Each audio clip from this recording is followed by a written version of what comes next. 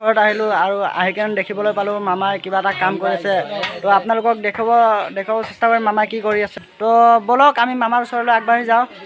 চ' guys এটা কথা ক'ব বিচাৰোঁ, ইয়াৰ মামাই যিহেতু বিয়া পাতিছে, দুটা ল'ৰা ছোৱালী আছে। চ' এইটো অৱস্থাত কাপোৰ চাপোৰ ধুৱে আমাৰো চাই বেয়া লাগে। আমি ঘৰৰ ওচৰৰ চাওঁ, আপোনালোকক দেখাব আহিছোঁ। তাৰ গাইজ চাব আহক।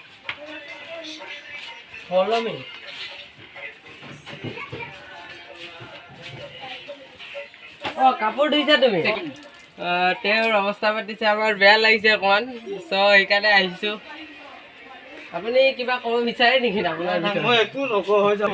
তো মামা আপুনি এনেকৈ কাপোৰ ধোৱা কিমান দিনৰ পৰা চলি আছে এনেকুৱা? কিমান মানে 1.5-2 মাহ হ'ল। মামী নাই নেকি? নাই। মই আজি আহি কেনে দেখি পাই মোৰ বহুত বেয়া লাগিল। ভাবিলোঁ ভিডিঅ' এটা বনাই দিওঁ, যিহেতু মামাক আৰু বেলেগ ছোৱালী পাবও পাৰে মামাই। তো হ'ব আপোনালোকে কাম কৰি থাকক। তো আপোনালোকে ভিডিঅ'টো চাই যদি ভাল পাইছে লাইক কমেণ্ট শ্বেয়াৰ কৰি দিব, লগতে চেনেলটো ছাবস্ক্ৰাইব কৰি